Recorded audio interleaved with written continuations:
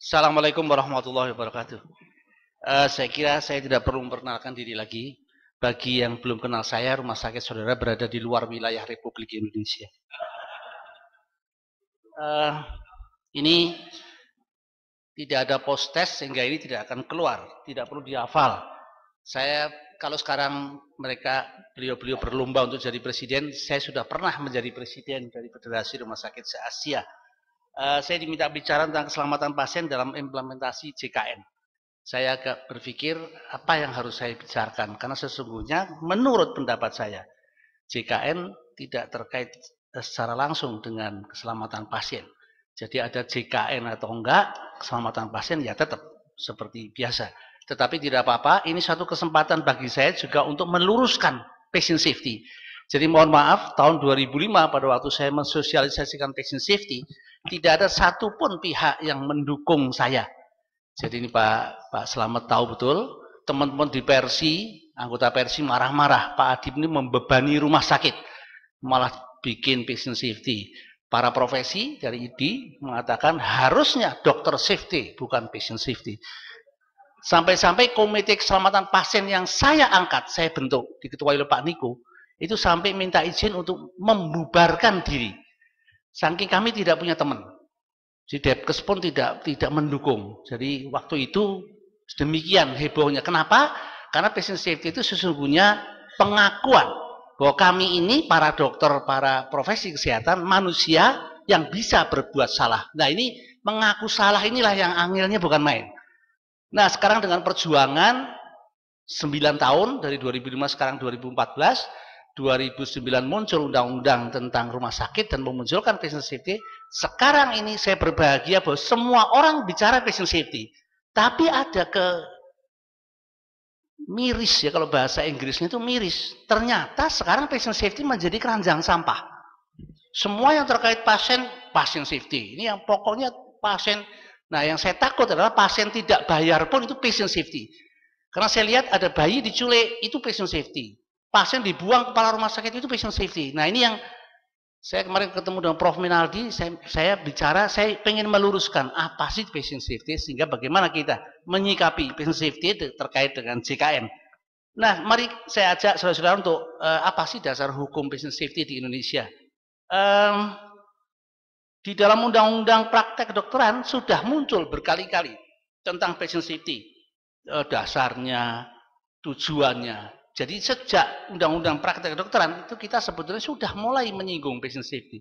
Tetapi patient safety sendiri belum muncul seperti apa. Baru setelah ada undang-undang nomor 44 tahun 2009 tentang rumah sakit, muncul di situ secara eksklusif, jelas sekali pada pasal 43 bahwa rumah sakit wajib menerapkan standar keselamatan pasien. Nah sekarang wajib ya. Jadi artinya tidak bisa menghindar lagi. Nah, mari kita lihat penjelasannya. Ini yang paling penting. Patient safety itu terkait dengan Medicare error. Kalau kita mau luas lagi, terkait dengan asuhan pasien di mana kita melakukan error. Kalau tidak terkait asuhan pasien, itu bukan patient safety. Jadi kalau musim hujan, plafonnya rumah sakit roboh, kemudian pasiennya tertimpa, itu bukan patient safety, itu bagian dari K3. Ini yang perlu saya luruskan, nanti saya tunjukkan seperti apa patient safety sesungguhnya. Pada pasal 6 bahwa rumah sakit harus membentuk tim keselamatan pasien. Ini juga wajib ya, jadi tidak bisa diapa-apakan lagi. Dan yang paling penting, paling susah dan paling menantang adalah kita wajib melaporkan insiden keselamatan pasien. Nah, wajib melapor inilah yang menyulitkan, karena laporan ini bisa bocor, bisa menjadi bumerang, bisa menjadi tuntutan kepada kita. Dulu yang kita usulkan, yang saya usulkan di undang-undang itu, ada klausul bahwa produk pelaporan insiden keselamatan pasien tidak bisa dijadikan barang bukti. Ditulis, tapi pada waktu pertemuan interdep, Kumham tidak mau, karena barang bukti tetap barang bukti. Sekarang ini saya pelajari, Amerika membuat Patient Safety Act. Di situ disebutkan bahwa produk-produk insiden keselamatan pasien di dalam pelaporan tidak bisa dijadikan barang bukti. Jadi mereka justru berani membuat seperti itu. Kecuali insiden itu mengandung unsur kriminal yang tidak ada barang bukti lain di luar insiden itu. Nah, itu baru boleh dibuka. Jadi artinya mereka konsekuen melaksanakan patient safety. Nah, kita masih ragu-ragu. Mau melapor itu serba ketakutan. Oke, nah ini di rumah sakit harus punya tim keselamatan pasien. Nah, ini yang saya katakan bahwa saya ingin meluruskan pengertiannya patient safety. Di dalam undang-undang ini yang ada. Jadi patient safety itu terkait dengan pelayanan pasien. Saya tidak tahu apa ini salah menerjemah di dalam ini, kita ambil dari NPSA, National Patient Safety Agency Inggris. Dia mengatakan itu terkait dengan patient care. Nah, tapi kita menerjemahkannya pelayanan kesehatan. Kalau pelayanan pasien itu administrasi pun pelayanan pasien. Jadi ini yang agak merancu. Saya ingin kembali pada definisi yang pernah dibuat oleh Persi, oleh KKPRS tahun 2005. Kita ambil dari WHO. Di situ jelas bahwa patient safety adalah suatu sistem yang membuat asuhan pasien menjadi lebih aman. Asuhan pasien itu adalah asuhan profesional. Jadi tidak terkait dengan plafon, tidak terkait dengan pencurian, tidak terkait dengan asuhan yang ada dalam protokol. Ada professional guidelines-nya dan kita melakukan kesalahan.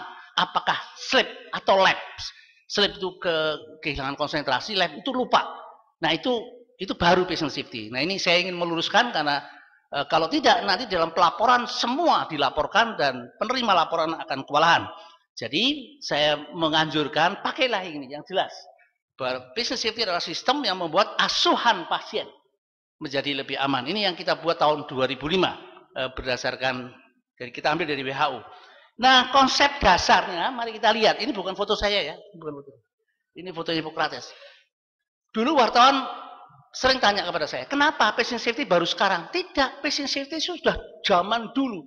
500 tahun sebelum Masehi, Hippocrates sudah mengatakan primum non nocere, first do no harm. Yang utama, jangan mencederai pasien. Nah, inilah patient safety. Kita tidak mencederai pasien, itulah patient safety. Jadi bukan lingkungan. Kalau lingkungan itu K3. Kita, profesi tidak mencederai pasien. Nah, itulah patient safety. Mencederai pasien itu banyak. Kita salah potong, salah obat, salah suntik. Memang dulu kita berpikir ahli bedah tidak mungkin salah potong. Ternyata banyak sekali salah potong. Harusnya dioperasi kiri, yang dioperasi kanan. Orang ngantri USG, ditinggal perawat, diambil oleh perawat bedah sebelah, dibedah appendiknya. Itu terjadi. Lebih menarik lagi, ada seorang anak nungguin ibunya dioperasi. Dipanggil di OK, dia datang, dibius total. Jadi ini rancu, di rumah sakit itu memang rancu. Nah, inilah yang disebut patient safety. Jadi bukan pencurian dan sebagainya. Nah, mari kita lihat. Yang saya katakan tadi, bahwa patient safety sebetulnya tidak terkait dengan JKN, dengan status rumah sakit, apakah swasta pemerintah, dengan sistem pembayaran, sistem-sistem yang lain, tidak terkait. Mari kita lihat. Orang mengatakan rumah sakit memang bukan the safest places, jadi bukan tempat yang aman nih. Mari kita, ini rumah sakit pertama di Amerika sekitar tahun 1800-1700-an. Jadi dulu tidak pernah, belum ada lift, pasiennya dikerek aja. Nah, ini menyebabkan pasien menjadi unsafe, tidak safe. Oke, apakah sekarang tidak ada seperti ini? Tidak ada. Tetapi tidak amannya tetap. Ini tahun 1800-an. Ini rumah sakit pertama di Amerika. Mari kita bandingkan. Tahun 2000. Di Amerika, negara yang maju, teknologinya tinggi, sistemnya bagus. Di sana sudah pakai robotik, sudah pakai nanoteknologi. Ternyata di Amerika itu per tahun 98.000 pasien mati karena kesalahan kita. Jadi artinya sama. Tahun 2000 dengan tahun 1700 itu sama. Sama bahwa rumah sakit itu ternyata membahayakan.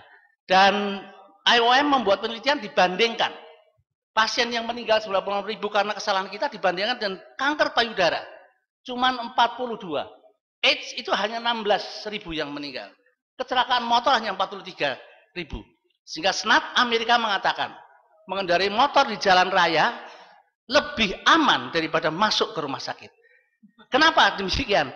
Karena dokternya sering salah, perawatnya sering salah, sehingga IOM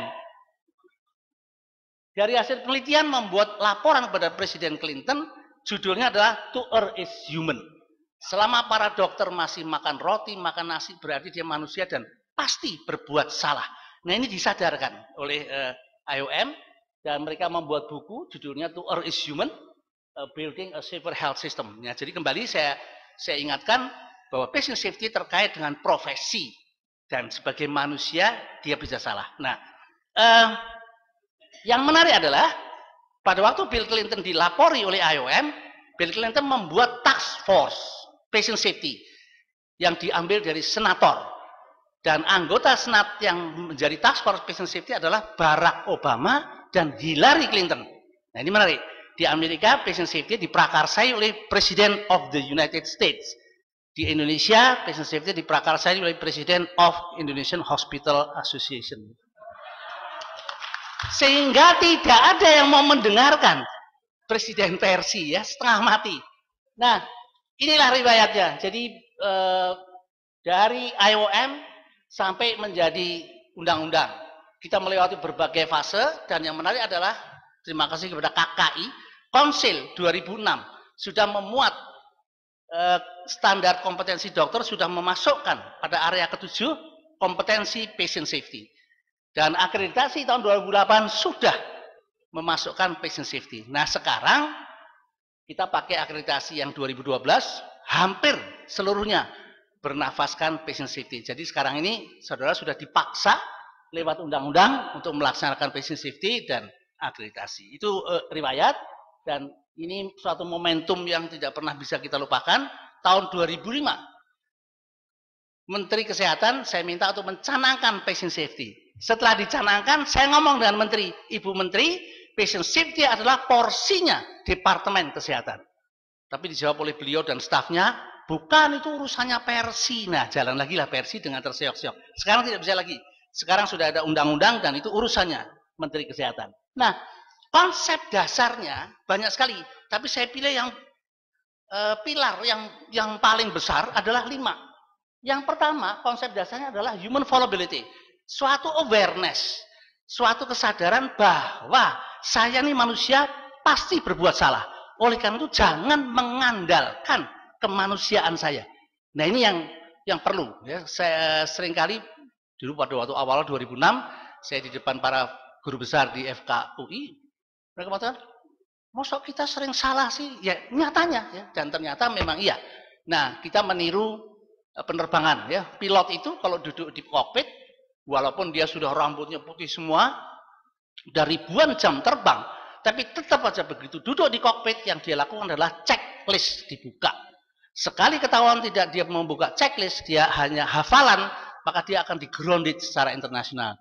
Nah, mari kita perbandingkan dengan kita. Kolega saya, dokter bedah, menunggu kamar operasi disiapkan, pasti kalau nggak merokok, minum kopi. Begitu dilapori, pasien sudah siap, cuci tangan, langsung masuk melihat lubang. Setelah dibedah, ternyata keliru, bukan itu pasiennya. Sudah terlambat. Ya, nah, sekarang kita pakai checklist. Jadi ini harusnya suatu awareness. Yang kedua, konsep dasarnya adalah anatomy of error. Jadi kita membedakan ada kejadian nyaris cedera, kejadian tidak diharapkan, ada kejadian tidak cedera, ada kondisi potensial cedera. Jadi ada 4, yang dulu cuma 2 KTD KNC. Sekarang ini saya tidak pada kondisi untuk menceritakan atau menjelaskan secara lengkap, tapi paling tidak kita harus mengenal anatomy of error, incidence type, karena ini nanti yang akan dilaporkan. Ini jenis yang mana nih kesalahan. Yang ketiga, pendekatan sistem. Saya kalau dilapori oleh kepala keperawatan, "Dok, ada perawat salah suntik di bangsal A." Otomatis keluar kata-kata saya, siapa yang salah suntik itu. Nah, ini pendekatannya belum sistem, masih person approach. Kalau sudah siapa, dilaporkan, Suster Ana. Pindah saja Suster Ana ke kamar jenazah. Selesai masalahnya. Tapi 2 bulan kemudian di bangsal B salah suntik lagi. Nah, sekarang tidak seperti itu. Pendekatan sistem adalah, kalau saya dilapori ada yang salah, maka saya akan bertanya, kenapa kok bisa terjadi kesalahan? Nah, kalau kenapa, semua faktor dianalisa, dan biasanya munculnya adalah sistem, bukan unsafe act bukan ujung tombak itu yang salah, tetapi sistemnya. Ini konsep dasarnya. Kemudian berikutnya adalah just culture, no blaming culture. Kita paling seneng puas kalau di rumah sakit itu ada yang salah SP1, salah SP2, potong gaji, potong.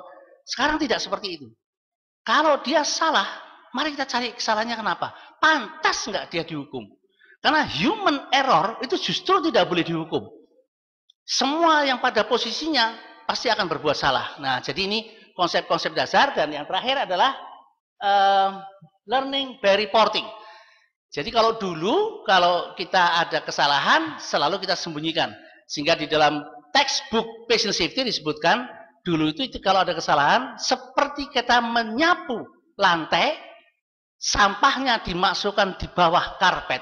Jadi kelihatannya bersih, tapi ternyata di bawah karpet itu banyak sekali kotoran. Nah, kita sekarang tidak seperti itu. Mau diketahui atau enggak, pokoknya begitu ada kesalahan dilaporkan untuk dianalisa. Jadi ini konsep-konsep dasarnya.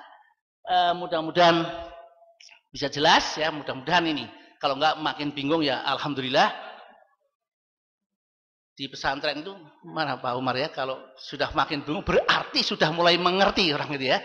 Karena kalau nggak bingung sama sekali malah nggak ngerti sama sekali. Oke, sekarang saya akan membicarakan tentang implementasi patient safety di rumah sakit.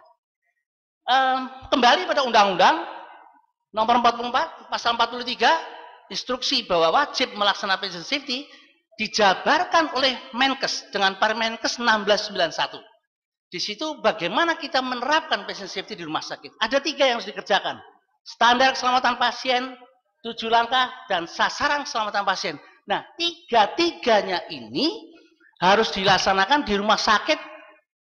Tidak peduli seperti apa rumah sakit itu. 3-tiganya ini bisa dilaksanakan di mana saja.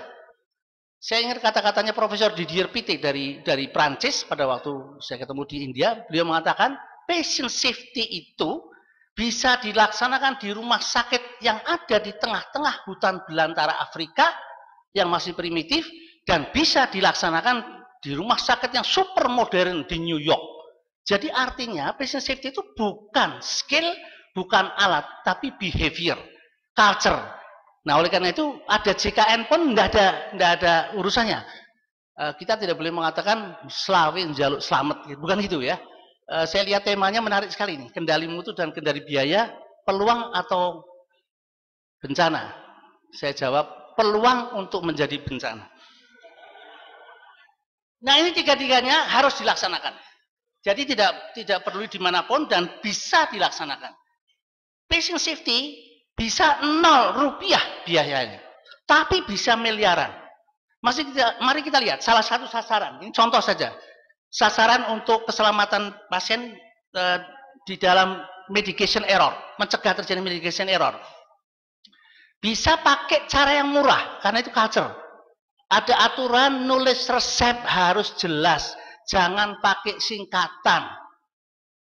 Jangan pakai singkatan, harus jelas. Kemudian langkah berikutnya, kalau tulisannya tidak jelas, perawat melakukan langkah kedua, sasaran kedua, komunikasi efektif, cek back. Tanya lagi pada dokternya. Tidak boleh ngarang. Dan tanya kepada dokternya itu, insya Allah dokternya pun tidak bisa baca lagi tulisannya sendiri. Ini patient safety. Itu yang murah. Itu 0 rupiah. Tidak ada biaya apa-apa. Karena itu hanya cara saja. Tapi bisa juga pakai duit yang miliaran. Jadi untuk nulis resep supaya tidak salah, gunakan gelang yang ada barcode-nya 3 dimensi. Ini link dengan perangkat yang dimiliki oleh dokter, sehingga pada waktu dokter visite di swab, semua data rekam medik masuk ke elektronik pad-nya dokter. Sehingga beliau mau lihat apapun ada di situ, termasuk pada waktu menulis resep dengan e-prescribing. Jadi kalau salah, dia lupa ini alergi, muncul peringatan. Obat ini alergi untuk pasien Anda. Tulis lagi, ternyata kontraindikasi dengan keadaan ginjalnya. Itu peringatan. Nah, itu bantuan. Jadi IT membantu patient safety. Ini mahal. Kalau dia 3 kali nulis lagi salah, baru muncul dokter bodoh banget salah melulu. Jadi IT juga bisa marah. Nah, artinya dengan cara yang nulis terang, enggak pakai rupiah, tidak ada biaya. Tapi juga bisa pakai biaya miliaran dengan yang IT. Jadi artinya di semua tempat bisa dikerjakan patient safety itu. Itu yang ingin saya sampaikan. Nah ini loh yang harus dikerjakan. Jadi mulai sasaran standar, 7 langkah, sasaran keselamatan pasien, dan beberapa program-program WHO. Nah, sekarang mari pada intinya, tapi sedikit saja. Lalu gimana nih dengan adanya JKN? Ya nggak apa-apa, biar aja JKN. Patient safety tetap jalan seperti biasa. Jadi tidak terkait dengan JKN. Kita nantinya akan ke sana, JKN itu akan universal coverage.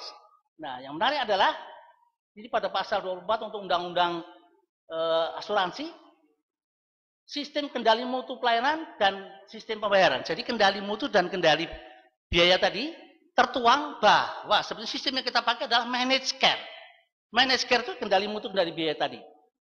Kemudian yang menarik, yang nanti ada kaitannya dengan pola patient safety yang baru, adalah gatekeeper-nya adalah pelayanan primer. Jadi sekarang itu tidak bisa orang langsung ke rumah sakit, harus ke pelayanan primer dulu. Nah, kendali mutu dan kendali biaya itu seperti ini. Ini manajemen rumah sakit, ini dokter. Ini seperti Tom and Jerry. Selalu berkelahi. Yang satu pengen murah, cost-nya rendah. Yang satu pengen efektif, with all cost. Pokoknya pasien sembuh. Nah inilah yang disatukan dalam managed care, dalam case mix. Duduk bareng, gimana sih sebetulnya kamu tuh mengobati ini loh, pathway-nya. Oke, kalau itu saya setujui. Sehingga biaya murah. Jadi sebetulnya dengan mutu yang terjaga, tapi biayanya tidak kemana-mana. Nah ini sebetulnya persatuan antara Tom dan Jerry ini muncullah managed care case mix. Nah ini sebetulnya idealnya seperti itu. Nah tinggal nanti yang menang Tomnya atau Jerry-nya, dan saya kira dua itu tidak pernah ada kalah menang ya, selalu ketemu aja. Nah ini yang muncul sekarang. Pasien tidak bisa langsung ke sini. Pasien itu lewat gatekeeper dulu. Nah ini yang mengkhawatirkan. Sekarang ini gatekeeper menjadi kebanjiran pasien. Jadi kalau kita lihat, puskesmas itu harusnya primary health care itu mendapatkan kapitasi. Tapi kapitasinya tidak murni.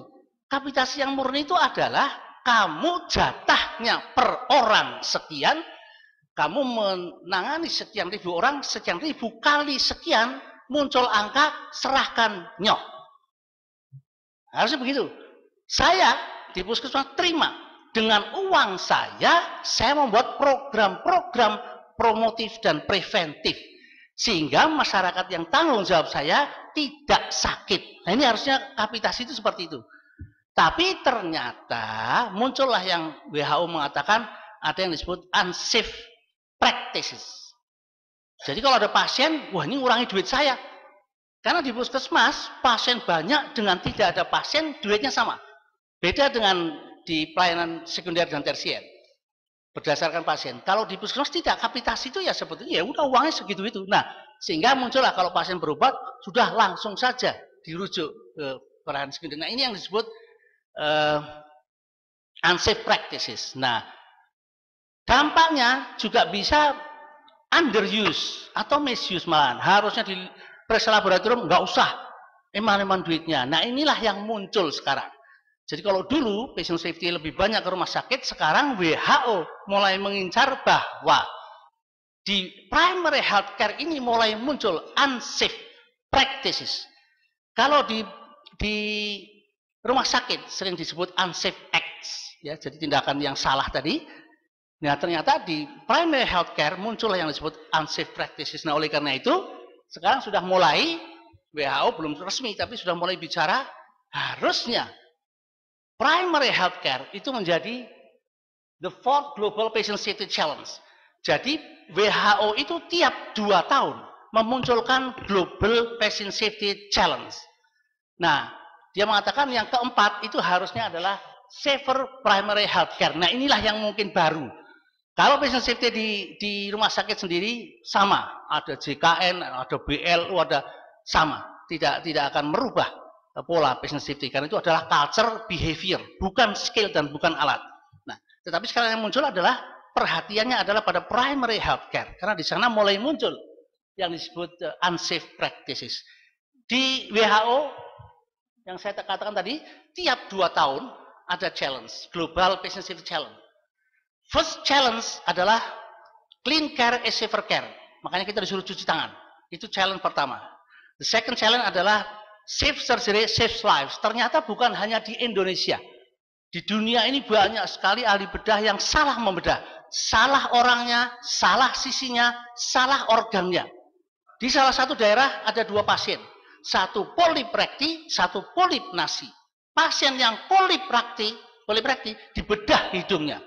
Keliru. Nah, ini terjadi. Ya, jadi artinya masih banyak kejadian itu yang salah-salah seperti itu. Nah, itu challenge yang kedua. Challenge yang ketiga, tackling antimicrobial resistance. Jadi dengan irrationality dari dokter membuat resep, akibatnya banyak sekali resistensi, mulai dari MRSA di Amerika. Nah, sekarang ini menjadi challenge yang ketiga. Nah, challenge yang keempat tadi itu, karena ternyata banyak negara mulai melakukan policy universal healthcare coverage.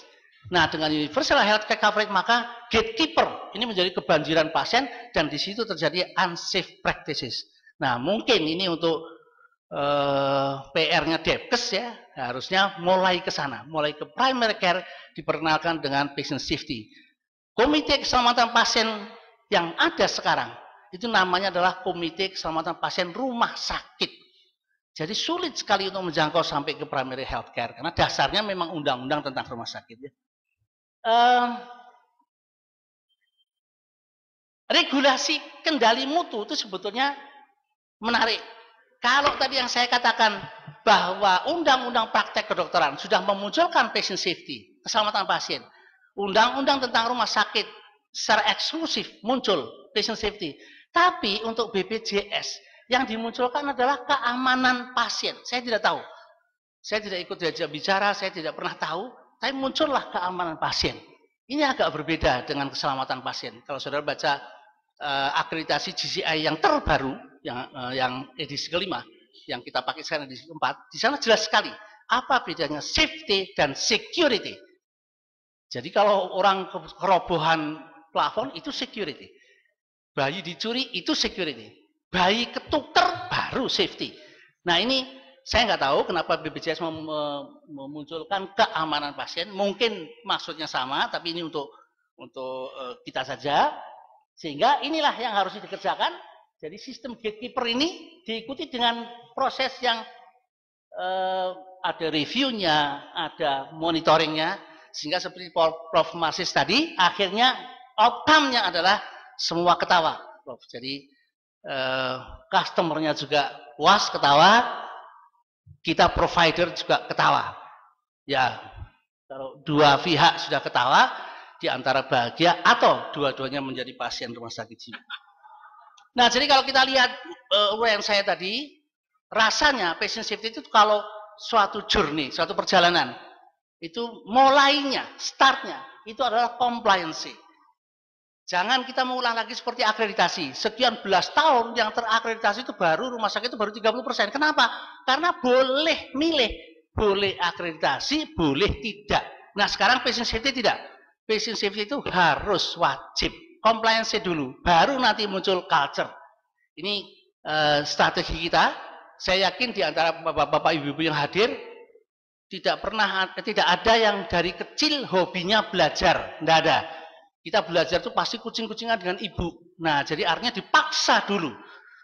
Dengan tumbuh, akhirnya menjadi culture. Nah, ini suatu perjalanan yang endless journey. Karena saya pernah ketemu pernah ditanya oleh Menteri Kesehatan, waktu itu Bu Fadilah mengatakan, Pak Adib, kapan patient safety-nya selesai? Saya bilang, ya nggak pernah selesai, Bu. Kalau sudah nggak ada pasien, baru patient safety selesai. Sama masih ada pasien, ada provider, ada caregiver, tidak pernah selesai. Karena yang satu manusia, sama-sama manusia, pasti terjadi kesalahan. Nah, jadi suatu endless journey, saya mempunyai tip, ya tadi yang saya katakan, bahwa patient safety itu bisa tidak pakai rupiah, tapi bisa miliaran. Nah, saudara, rumah sakit saudara, apakah BLU, apakah tidak, apakah swasta, ya kalau Arsada pasti bukan swasta. Jangan silau dengan rumah sakit yang pakai barcode, pakai sistem IT yang mahal sekali.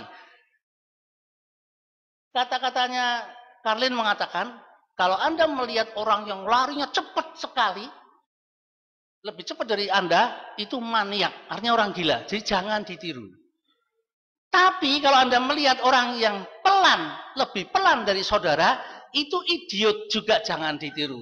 Jadi marilah kita jalan sesuai dengan kemampuan kita. Itu kira-kira konsepnya. Dan saya selalu mengatakan, kalau ini sudah menjadi culture, sudah menjadi budaya, maka tiap healthcare provider, healthcare giver, itu punya suatu keyakinan bahwa kesembuhan ada di tangan Tuhan. Kita semua yakin, pasti tidak ada yang tidak setuju. Nah, keselamatan pasien ada di tangan kita. Kita tidak boleh sembunyi di balik Tuhan. Biasanya para dokter bedah, kalau mau membedah, selalu minta doa pada keluarganya pasien. Bapak Ibu tolong doakan kami, mudah-mudahan pembedahan saya berhasil. Sehingga anak Bapak Ibu sembuh kembali. Ini kesembuhan. Kita minta Tuhan dan keluarga mendoakan. Tapi patient safety tidak bisa bersembunyi di balik Tuhan. Saudara tidak bisa ngomong dengan Bapak Ibunya pasien. Bapak Ibu tolong disadari saya manusia biasa. Jadi kalau nanti saya salah potong, jangan marah. Tidak bisa. Jadi patient safety adalah hak kita dan kewajiban kita, amanah dari pasien. Saya kira itu yang bisa saya sampaikan. Mudah-mudahan bermanfaat. Terima kasih. Wassalamualaikum warahmatullahi wabarakatuh. Waalaikumsalam warahmatullahi wabarakatuh.